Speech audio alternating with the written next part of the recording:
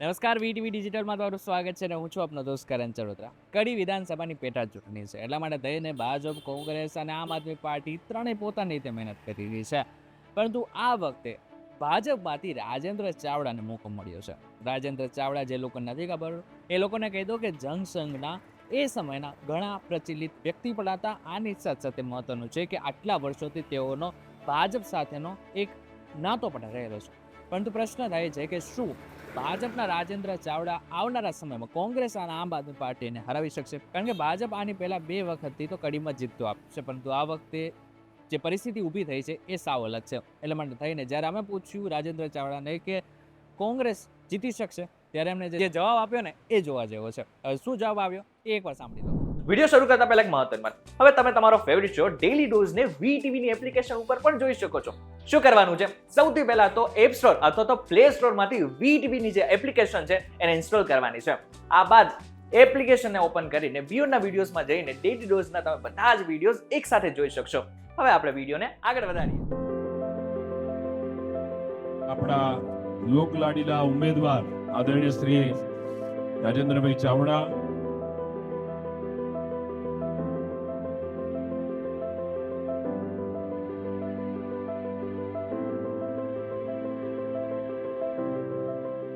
અચ્છા રાજુભાઈ, અત્યારે જે પરિસ્થિતિ ઊભી થઈ છે, ઓપરેશન સિંધુના નામે ભાજપના જેટલા પણ નેતાઓ છે મત માંગે છે, બરાબર છે, એમાં કોઈ ખોટી વાત નથી.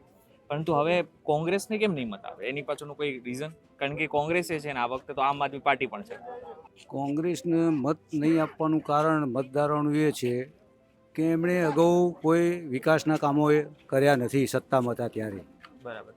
અને હાલની પરિસ્થિતિ આપણે જોવા જઈએ તો સત્તામાં આવી શકે તેમ નથી. અને હાલ ભારતીય જનતા પાર્ટીની સરકાર છે ગુજરાતમાં, તો પછી આવે કે ના આવે એ કામ તો કરી શકવાના નથી. એટલે લોકો કોંગ્રેસને મત આપવાની ઈચ્છા ઓછી રાખે. અચ્છા, 2022 સુધી તો કરશનભાઈને લોકોએ મત આપ્યા, ભરીને આપ્યા. 2017માં આપ્યા. 2017માં તો એવો સમય હતો કે જ્યારે જીતવું બી અઘરું હતું ભાજપ માટે. ત્યારે ભાજપ જીતી પણ ખરા અને એમાં કરશનભાઈ પણ જીતા. 2022માં પણ જીતા. હવે કરશનભાઈ તો છે નહીં, પણ હવે તમને મોકો આપેલો છે. લોકો તમને શું કામ, કયા કારણથી મત આપશે? લોકો મને એ કારણથી મત આપશે કે માનનીય વડાપ્રધાન શ્રી નરેન્દ્રભાઈ મોદી સાહેબની જે વિકાસની રાજનીતિ છે અને ગુજરાત સરકારના જે વિકાસના કામો ગામે ગામ થયા છે અને થઈ રહ્યા છે, અને એનાથી દરેક મતદાર સંતુષ્ટ છે અને એટલા માટે જ મને મત આપશે. આમ આદમી પાર્ટી તો દેખાઈ રહી છે કે? આમ આદમી પાર્ટી તો મને તો કંઈ દેખાઈ રહી નથી. ક્યાંય પણ નથી દેખાઈ. મને તો હજુ સુધી દેખાણી નથી. વિસાવદરમાં આમ પૂછાય નહીં પ્રશ્ન, બટ તો બી વિસાવદરની વાત અલગ હશે, એ ત્યાં હશે તો, પણ મને તો એવું લાગે કે વિસાવદરમાં પણ જોઈએ એવું નથી. બરાબર. અચ્છા હરિભાઈ, હું તમને એક પ્રશ્ન પૂછી લઈશ. સાથે સાથે છીએ તો તમે મેમ્બર ઓફ પાર્લિમેન્ટ છો, ઘણું બધું છે, તમે જોયેલું છે, એટલા વર્ષોથી તમે ભારતીય જનતા પાર્ટી સાથે જોડાયેલા પણ છો. આ વખતે કડીની અને વિસાવદરની બંને ચૂંટણી એક સાથે છે.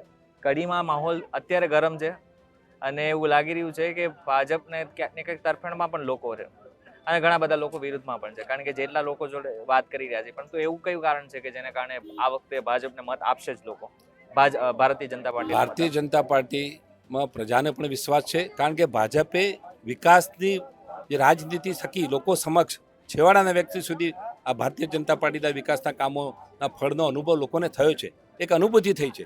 અને યશસ્વી વડાપ્રધાન માનનીય શ્રી નરેન્દ્રભાઈ મોદી સાહેબના નેતૃત્વમાં આપણા માટે ગૌરવની વાત છે.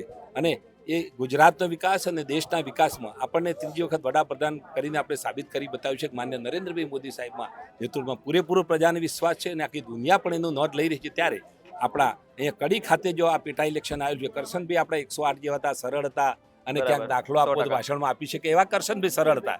એવા બીજા જ કરશનભાઈ અમારા રાજેન્દ્રભાઈ છે. અને એ લોકોનો પ્રેમ 3 દિવસથી અમારે પ્રચાર કાર્યના શ્રી ગણેશ થયા છે. તે ગામે ગામ જ્યાં જઈએ છીએ લોકો ઉમટી પડે છે અને આશીર્વાદ આપે છે, પ્રેમ આપે છે. લોકોના જે ઉમળકાથી, લોકોની જે હાજરીથી અમને લાગે છે કે લોકો આ વખતે અમે જંગી બહુમતી જીત્યું છે, એમાં અમને કોઈ શંકાને સ્થાન નથી.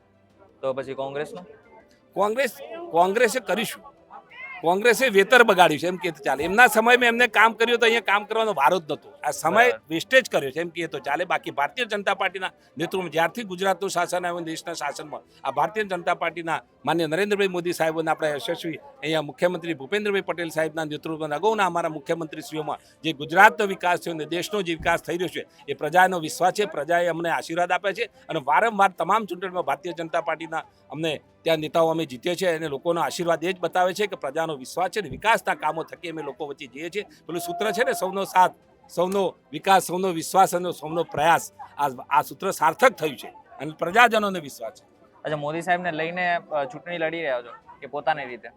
મોદી સાહેબના આશીર્વાદો એ અમારા નેતા છે અને ભારતીય જનતા પાર્ટી નીતિ રીતિથી લોકો સમક્ષ અમે મત માંગવા છીએ. અમે કામ કર્યું છે ને મત માંગીએ છીએ, કામ કરી બતાવીએ છીએ. અને અમારો નાનામાં નાનો કાર્યકર્તા પણ નીચે ત્યાં બૂથ લેવલે કામ કરતો હોય છે, ગામમાં પણ વિકાસના કામોમાં રસ લેતો હોય ત્યારે પ્રજાજનો એને પણ ત્યાં નીચેની નેતૃત્વ નીચેથી પણ સ્વીકારતા હોય ત્યારે રાષ્ટ્રીય નેતૃત્વ હોય કે ગ્રામનું નેતૃત્વ હોય કે સ્ટેટનું હોય કે જિલ્લાનું હોય, તમામ કાર્યકર્તાઓ અમારા એક સાથે એકજૂટ થઈને કામ કરતા હોય છે. ટિકિટ માંગનારા હોય છે પણ જ્યારથી એમનું નામ જાહેર થયું ત્યારથી તમામ કાર્યકર્તાઓ સાથે લાગીને આ વિકાસ ચૂંટણીના કાર્યક્રમમાં લાગી રહ્યા છે.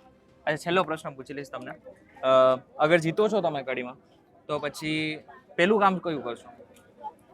જીત્યા પછી કામ તો દરેકના કરવા જ પડે, એટલે જે ગામના કામ આવશે એ બધા કરીશું. બરાબર.